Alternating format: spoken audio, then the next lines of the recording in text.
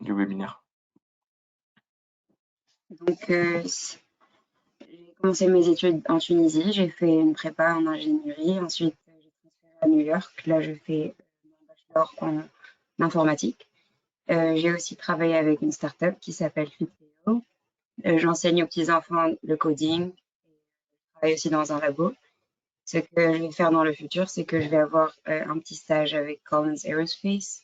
Donc, mais ça n'a pas toujours été clair pour moi. J'ai voulu faire médecine avant, mais l'informatique a toujours été une passion et j'ai fini par suivre ça et je suis très contente. J'espère que cette initiation va un peu vous aider à comprendre ce que c'est et enfin, si ça vous intéresse, vous pouvez aussi apprendre tout seul et je vous encourage vivement. Donc, ce qu'on va faire aujourd'hui, c'est que on va parler de qu'est-ce que la programmation informatique, comment la programmation peut impacter l'entreprise ou la startup dans laquelle vous travaillez. Donc, l'importance d'un bon service informatique dans votre entreprise ou startup aussi. Donc, les différentes branches de l'informatique, les langages de programmation et une petite comparaison. Aussi, une petite introduction à l'algorithmique et un cas pratique. Et ensuite, c'est place à vos questions. La programmation informatique, tout simplement, c'est le processus d'écriture d'instructions. Ça permet de communiquer avec des systèmes informatiques à travers des langages comme Python, JavaScript, Java, C. Et d'ailleurs, notre exemple vers la fin, ça va être avec le langage C. Ensuite, généralement, les domaines dont vous entendez parler récemment, comme l'intelligence artificielle, l'apprentissage automatique, tout ça, c'est basé sur la programmation informatique. Et il y a deux mots que les gens entendent assez souvent, qui sont front-end et back-end. Front-end, c'est tout simplement les navigateurs web, par exemple. C'est tout ce que l'utilisateur interagit avec. Mais par contre, le back-end, les utilisateurs n'interagissent pas avec ça. Par exemple, la communication avec le serveur. Donc, l'informatique peut utiliser dans plusieurs donc, elle peut impacter votre entreprise avec plusieurs manières. Donc, par exemple, la productivité, ça peut vraiment organiser ça peut vous aider à organiser votre entreprise, à organiser la communication entre les clients et vous, du coup. Et ça aussi vous permet d'automatiser la manière dans laquelle vous travaillez en tant qu'équipe, ou même, par exemple, comment vous interagissez avec le client encore. Ça peut aussi vous permettre de devenir beaucoup plus agile parce que c'est plus facile de s'adapter en fait en utilisant la programmation qu'autre chose. Ça aussi, non, je dois juste, il y a quelque chose de mon écran. Voilà, ça peut aussi vous permettre d'améliorer l'expérience client.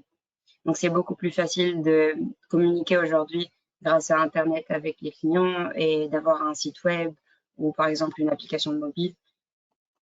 Donc tout ça peut que être un avantage pour votre entreprise.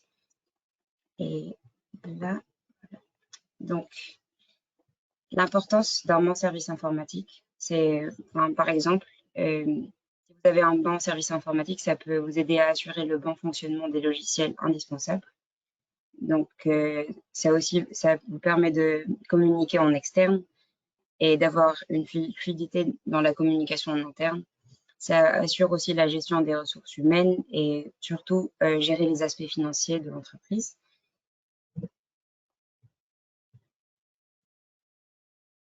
Donc, dans l'informatique, on trouve plusieurs branches, par exemple IoT, sécurité, cloud, réseau, télécom, euh, donc, design graphique, marketing, e-commerce. Donc tout ça se base sur des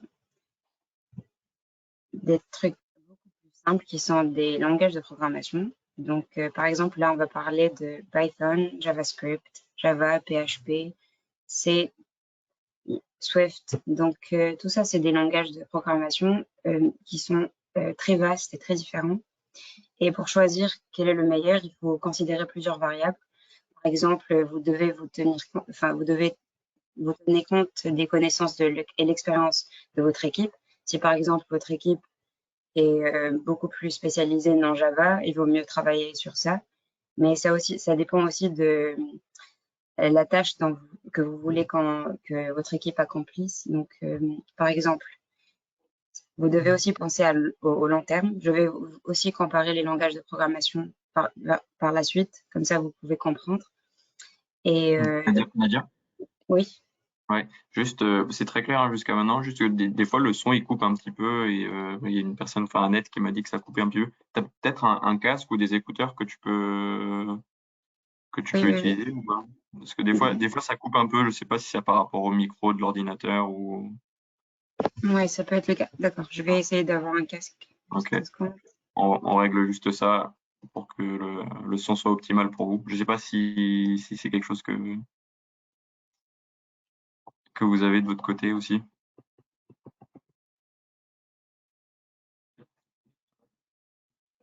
Ce serait quand même dommage que vous ratiez quelques éléments importants. Ok, ok Priscilla. Oui, donc bah, Nadia va prendre un casque et comme ça, à mon avis, le son sera mieux.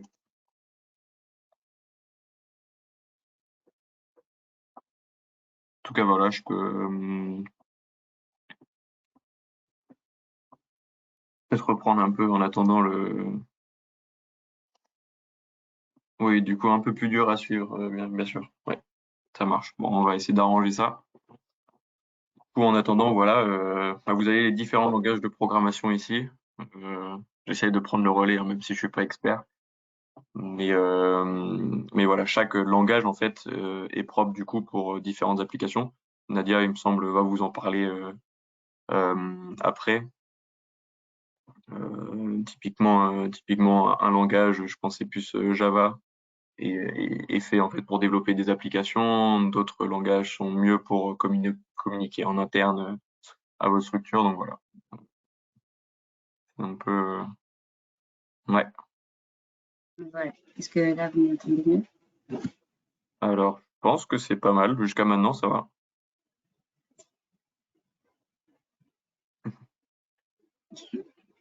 Ok, bon, je te laisse Nadia et si jamais ça bug encore un petit peu, je te dirai, mais ça a l'air d'être mieux déjà. Ok, parfait. Merci. Euh, c'est à toi. Donc, du coup, les variables aussi à considérer, par exemple, si un langage n'est pas très connu, vous n'allez pas trouver beaucoup de documentation en ligne. Et là, je parle des ingénieurs, du coup. Donc, c'est beaucoup plus facile de travailler avec quelque chose qui est plus connu. Et par exemple, Python, c'est très, très populaire maintenant. Donc, il y a beaucoup de documents en ligne qui peuvent aider les ingénieurs à travailler sur le projet dans lequel enfin, par exemple, si c'est une application mobile ou un site web, ça va être beaucoup plus facile d'utiliser des langages très connus, du coup. Et là, si on va dans le prochain slide, par exemple, donc JavaScript, c'est très très populaire dans le web, cloud, mais c'est beaucoup moins populaire dans le DSML. Là, le Python, par exemple, c'est moins populaire dans le web. Euh, et Java, par exemple, c'est l'inverse du coup. Donc, c'est plus connu, c'est plus populaire dans le mobile apps. Et Hmm. là, vous avez toute la comparaison. Donc, par exemple, si vous voulez faire une application mobile, c'est plus intéressant de la faire avec Java qu'avec Python. Donc, c'est comme ça que vous pouvez voir. Et là, la comparaison peut se baser sur plusieurs variables, par exemple le temps et la mémoire et l'énergie. Donc, si vous voulez un site qui ne demande pas beaucoup de mémoire et, euh, et enfin, beaucoup moins de temps, du coup, et la réactivité pour l'utilisateur, vous avez besoin que ce soit très rapide et tout. Vous pouvez utiliser C, Java, Go. Par exemple, si vous avez besoin d'un site vous n'avez pas, vous n'avez pas vraiment besoin d'avoir un facteur temps qui est très rapide, vous pouvez utiliser tout simplement C. Et voilà, donc c'est comme ça que vous pouvez comparer. Hmm. Donc, pour l'introduction à l'algorithmique, donc un bon algorithme, c'est comment on peut savoir si on a un bon algorithme ou pas. Donc, pour chaque instance en entrée, l'algorithme se termine en produisant la bonne sortie. Donc, si on a des variables qu'on a mis en avant, des instructions, vers la fin, on a le bon résultat. Donc, c'est comme ça qu'on prouve qu'on a un bon algorithme. Et pour voir si un algorithme est efficace ou pas, on mesure la durée que l'algorithme met pour produire un résultat. Et pour savoir si notre algorithme est complexe ou pas, c'est grâce à, on doit déterminer l'espace mémoire et temps d'exécution à la résolution du problème. Donc, si notre algorithme utilise beaucoup d'espace et beaucoup de temps, ça veut dire que c'est très complexe et des fois, c'est pas bien pour le résultat qu'on veut. Donc, un algorithme comporte 3 types d'instructions, qui est l'ordre d'exécution. Par exemple, on veut ajouter, multiplier 2 nombres, avoir une somme vers la fin. Il y a aussi des tests conditionnels. Donc, par exemple, si je fais ça, je vais avoir un certain résultat. Donc, c'est des tests conditionnels avec lesquels qu'on utilise pour avoir, pour mettre des conditions et avoir le bon résultat vers la fin. Aussi, il y a quelque chose qui s'appelle boucle. Au lieu d'écrire un code 10 fois, on utilise juste une boucle qui fait que on demande à l'ordinateur de faire la même tâche 10 fois, par exemple. Et aussi, il y a les instructions pilotant les entrées et les sorties de données. Donc, l'algorithme se présente comme ça. Donc, il y a l'entête, on met le nom de l'algorithme. Ensuite, la partie déclarative, on va déclarer nos constantes, nos variables, les structures. Par exemple, on veut faire la somme de 2 nombres. On déclare 2 nombres. Ensuite, on fait la fonction qui est la somme des 2 nombres. Et ensuite, on met le corps de l'algorithme qui est vraiment comment dire ça? Donc,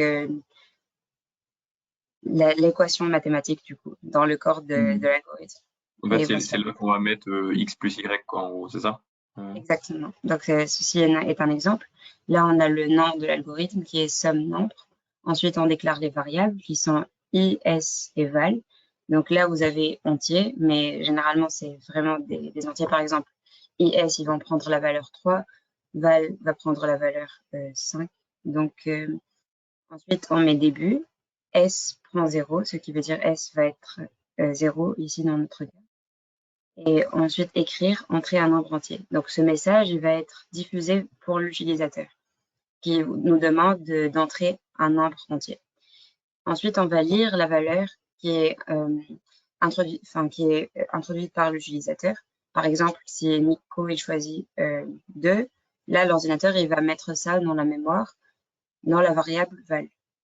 Ensuite, on fait pour i de 1 à val, qui est dans notre cas 2, par exemple, on va faire cette action qui est s prend s plus i. Donc, sachant que i, c'est une itération. Donc, on va faire la tâche 2 fois. Donc, s plus 1, ensuite s, donc s plus 1 et ensuite s plus 2. Et là, écrire la somme des nombres de 1 à val. Et là, on aura la valeur vers la fin qui est le résultat. Donc en fait, ici, quand tu fais une fonction, Nadia, pour i de 1 à a, ça te fait une boucle automatiquement, c'est ça ce que tu Exactement. D'accord. Et donc là, on a un petit exemple. Donc, Alors du coup, Nadia a préparé une petite activité.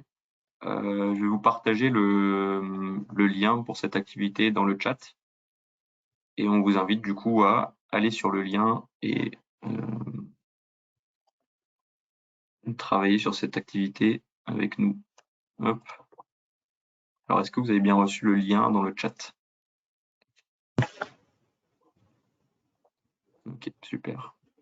Donc, je vous invite à cliquer sur le lien et une fois que tout le monde est dessus, Nadia, je te relaisse la main.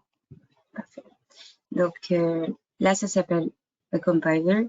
Donc généralement, si vous écrivez un code, vous pouvez pas le mettre juste n'importe où et c'est pas très évident du coup. Donc il y a online compilers et il y a des applications que vous pouvez télécharger.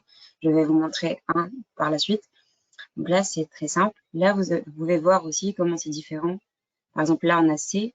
Là, je vais vous montrer comment C++ s'écrit, comment Java. Donc, c'est des langages différents qui s'apprennent individuellement, du coup. Mais l'idée derrière, c'est l'algorithme. Si vous avez l'algorithmique, c'est que vous avez la logique, donc ce qui va vous permettre d'apprendre le langage plus facilement. Là, on va travailler avec C. Et là, on a deux exemples, par exemple ici. Donc, on a deux numéros du coup. Là, c'est la fonction qui s'appelle main. Tout ce qu'on va mettre à l'intérieur, ça va être the main function. Donc, c'est la fonction main qui va être exécutée vers la fin. On a deux variables. La int, ça veut dire entier. Donc, int num1. Num1, c'est le nom de la variable.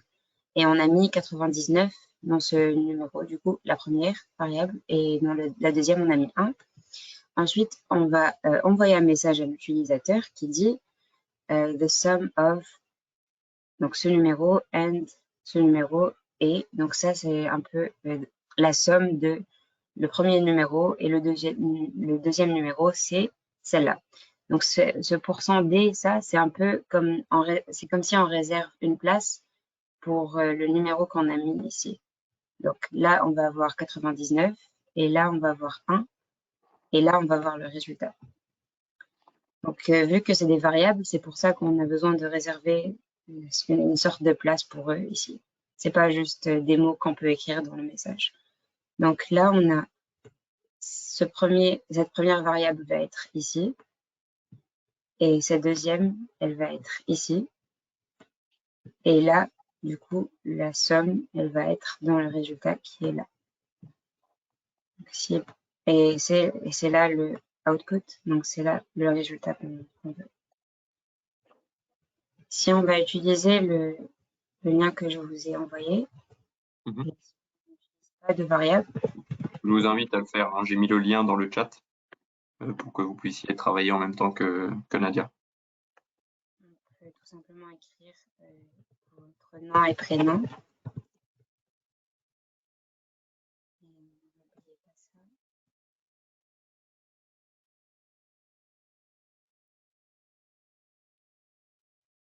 Et donc là, le output, ça va être votre nom et prénom. Est-ce que vous avez eu le bon résultat si vous utilisez cette phrase ou changez juste le message du coup? À noter là, d'ailleurs, hein, le petit exemple, c'est en anglais. Après, de manière en français, c'est exactement la même chose. Peut-être juste la fonction qui change. Mais le principe reste le même, en tout cas, au niveau de la structure de la fonction.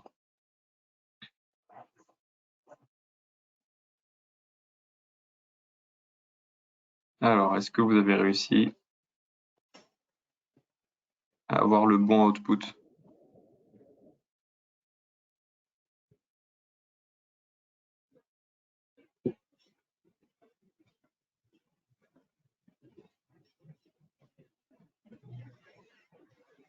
Ok, bon, j'ai quelques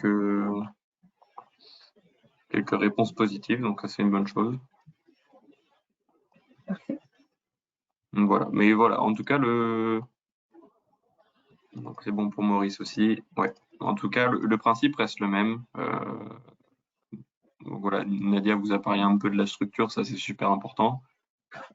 Nommer votre fonction, ensuite écrire le corps de votre fonction, et ensuite la tester. Et cet outil est finalement pas mal pour. D'ailleurs, Nadia, est-ce que cet outil marche pour des fonctions en français?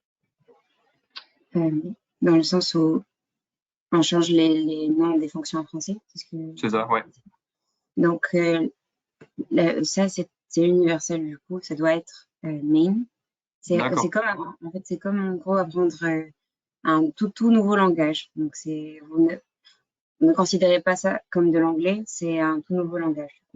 Donc là, main, c'est le nom de la fonction, elle doit être toujours comme ça. Ça, include, stdioh, ça veut dire qu'on va inclure les librairies nécessaires pour travailler avec le langage C. Donc c'est cette ligne-là, et ça parle de ça. Ensuite, tout ce qui sera à l'intérieur ici, ça va être le contenu de la fonction. principal, main, ce qui veut dire un peu principal, et printf, c'est notre manière d'envoyer un message à travers l'ordinateur. Donc, ce return 0, c'est pour indiquer la fin de notre fonction. Donc, notre fonction s'appelle main et elle est de type entier. Et pourquoi elle est de type entier? Parce qu'on indique la fin de cette fonction à travers un nombre qui est 0. D'accord. Non, très Voilà. clair. C'était ça un peu ma question et je pense que c'est une question que une personne s'est posée aussi. Le fait que voilà, là ici on a le langage qui est C et c'est un langage qui est universel pour toute personne. On n'a pas une version voilà française ou une version italienne ou espagnole. Tout se fait avec les fonctions restent les mêmes et voilà c'est comme finalement apprendre une nouvelle langue comme je sais pas l'anglais et mais plus de manière à en faire de la programmation. Donc voilà, j'espère que la petite activité vous a servi et je te laisse continuer, Nadia. Donc là, on a réussi à envoyer un message à travers l'ordinateur. Mais par exemple, si moi, je veux que mon application ou le programme que je suis en train de travailler, je veux que l'utilisateur, il m'inclue un nombre, par exemple. Je veux que Nicolas puisse choisir le nombre lui-même au lieu au lieu que je le choisisse moi. Donc, on va voir ça, du coup. Ce qui est scanf, c'est quelque chose qui te permet d'écrire quelque chose. Et par exemple ici, tu demandes à l'utilisateur d'entrer un numéro et ça va lui permettre d'ajouter un numéro et ça va être ensuite réservé dans la mémoire de l'ordinateur pour qu'on puisse continuer. Donc j'ai demandé à l'utilisateur d'entrer un premier numéro, il va pouvoir le mettre, ensuite un deuxième, et ensuite on va afficher le résultat qui est ça. Donc là, j'ai demandé la première fois et on attend. L'utilisateur a choisi 5. Ensuite, on a demandé de mettre un second nombre. L'utilisateur a choisi 6. Et là, on va afficher le résultat qui est le premier c'est 5, le deuxième c'est 6. Est-ce que c'est clair un peu? Alors, est-ce que c'est clair pour vous cette petite fonction?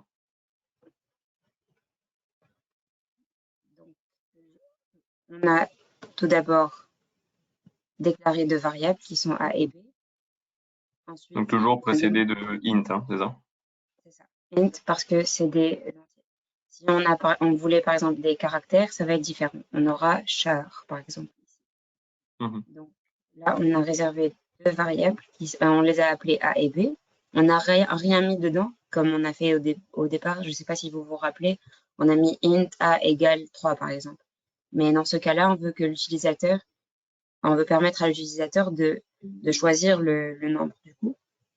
Et dans ce cas, on leur demande la première fois et ils peuvent le mettre ici. Et vous voyez que là, le nombre choisi va être mis dans la première variable et le deuxième, il va être mis dans la deuxième. Et ensuite, on va afficher tous les deux. Voilà. Ok, alors est-ce que vous pouvez nous dire dans le petit chat si c'est bon pour cette fonction, si vous avez bien compris? De toute manière, ce qu'il faut bien avoir en tête, hein, c'est qu'il y a énormément, et je pense que Waneda, tu sais ça plus que tout le monde, il y a énormément de façons d'écrire un code, de l'introduire en fonction de la forme aussi, si c'est un nombre, si c'est un mot, j'imagine, si c'est je ne sais quoi. Des fois, je suppose que quand c'est un nombre entier, on va mettre int. Quand c'est un mot, je sais pas, on va mettre autre chose, je suppose. Donc voilà, tout ça, c'est un langage qu'il faut s'approprier. Et je vous invite vivement, du coup, à utiliser ce petit outil online compiler pour tester vos fonctions. Et de manière, quand vous recherchez un peu tout sur Internet, vous avez en fait toutes les fonctions qui sont là pour vous. Si on va communiquer avec des Français, on va afficher le message en français. Du coup. Comme ça. Donc, on peut écrire tout ce qu'on veut ici. Il n'y a pas de problème. Donc, on utilise printf et on met les guillemets, on met tout ce qui est nécessaire. On peut écrire les phrases en français ici sans problème parce que c'est des messages vers la fin. Et si, par exemple, en tant qu'ingénieur, je veux communiquer avec que les ingénieurs avec lesquels je travaille, je veux pas que ce message soit affiché à qui que ce soit, je mets ça, ce qui est un commentaire. Donc là, je veux dire, j'ai fini cette tâche, par exemple. Ce message-là, il n'y a que les ingénieurs qui voient mon code qui peuvent la lire. Et c'est un peu pour communiquer ensemble et pour rendre le code plus lisible et compréhensible. Parce que si plusieurs personnes travaillent sur la même chose, ils doivent au moins communiquer entre eux. Ça, c'est une manière de le faire. Et donc aussi pour expliquer, par exemple, là, je vais dire, j'ai déclaré deux variables. Donc c'est comme ça que ça se fait. Voilà. Est-ce que vous avez des questions? Ouais, alors, est-ce que vous avez des questions là-dessus pour Nadia?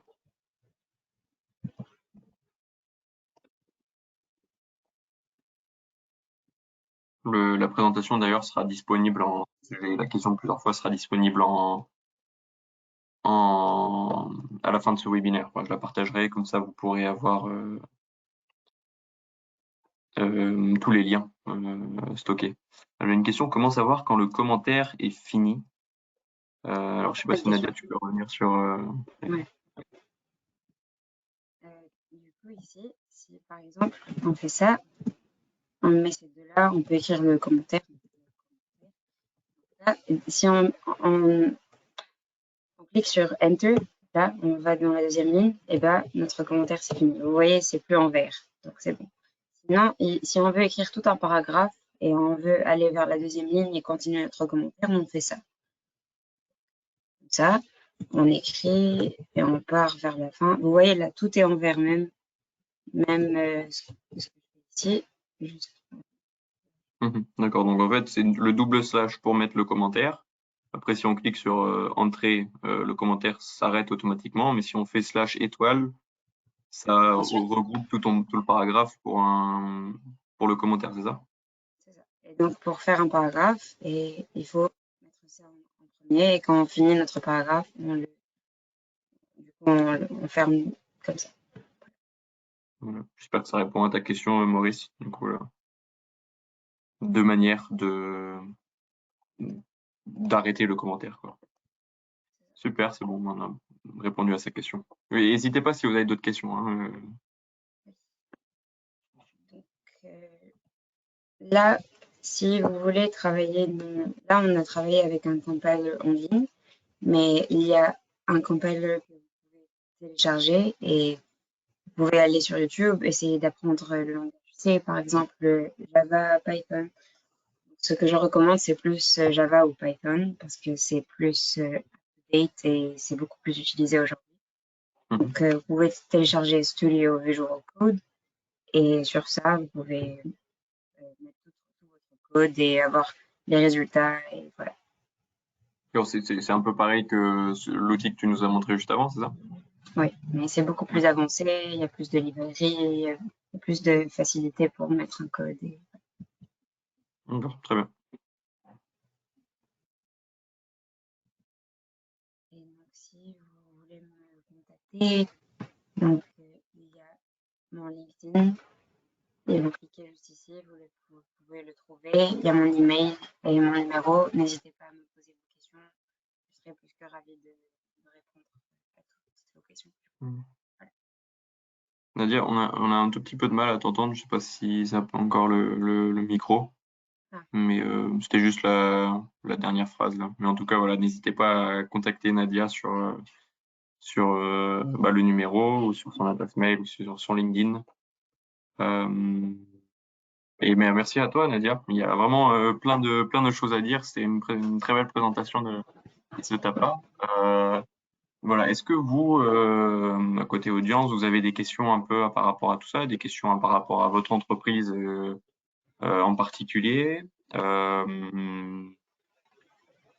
Voilà, voir si Nadia peut répondre à vos questions. En tout cas, voilà, ce qu'on vous invite à faire vivement, c'est d'utiliser ces petits outils que Nadia vient de vous présenter. Je vais vous partager tout ça dans le chat. Mais c'est très important. Il faut vraiment voir, en fait, je pense, la programmation comme un nouveau langage qu'il faut apprendre finalement, comme on peut apprendre l'allemand ou le tunisien, par exemple, au pif, hein. Et, donc voilà, est-ce que vous avez des questions par rapport à tout ça? Je vais vous partager la présentation.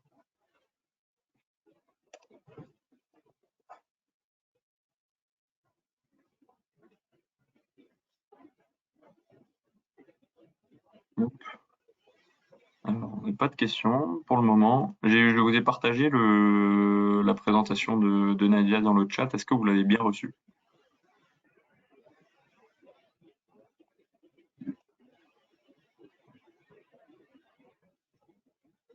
Pour Serge,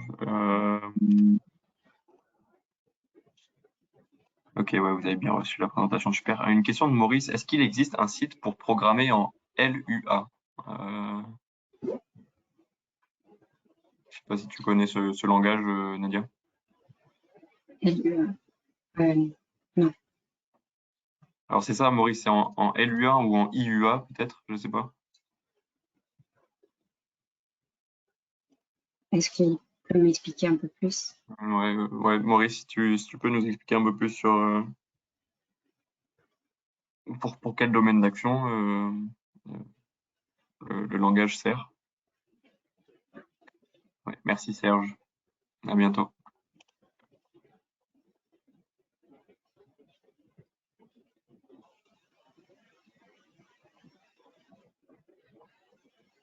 Alors Géraldine, j'ai vu que tu as levé la main, je t'invite à nous écrire ta petite question dans l'onglet questions et on y répondra.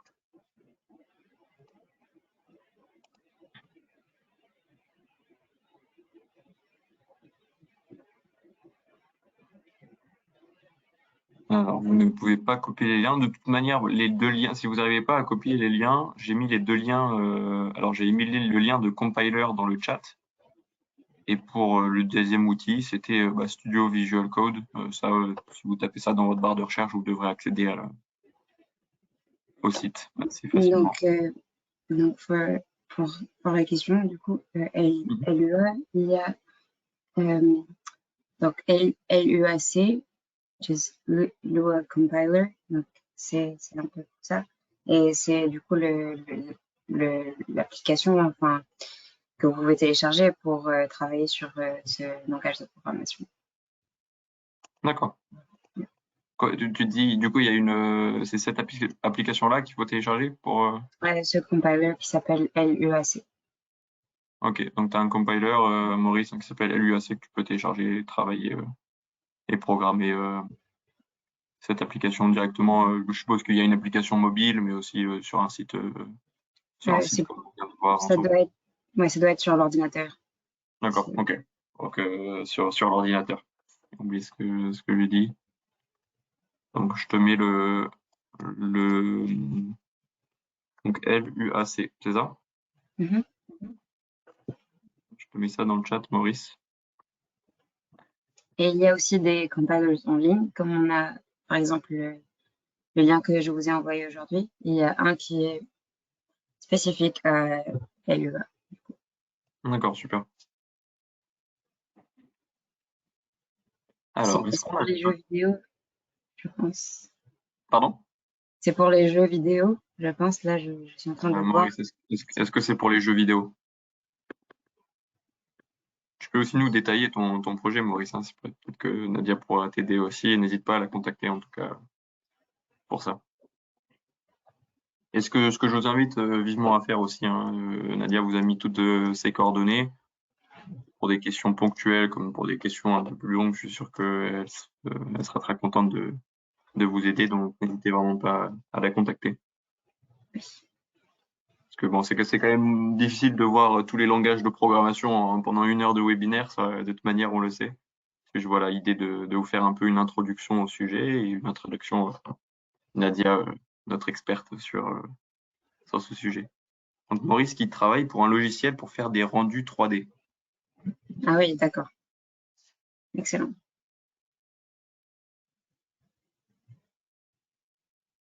Voilà, alors est-ce qu'on a encore d'autres questions? Si on n'en a pas plus, c'est pas grave. Je vous ai partagé le lien de la présentation dans le petit chat. Et s'il n'y a pas d'autres questions, on va finir le webinaire plutôt que prévu. N'hésitez pas, en tout cas, on va attendre encore 5 petites minutes. Si vous avez d'autres questions, Nadia y répondra. Mais voilà, encore une fois, hein, je vous incite vivement à contacter Nadia si vous avez quelconque question par rapport à tout ça, à tout ce sujet qui est un sujet très vaste. Et vous avez de toute manière ces coordonnées dans la petite présentation que je vous ai partagée dans le chat.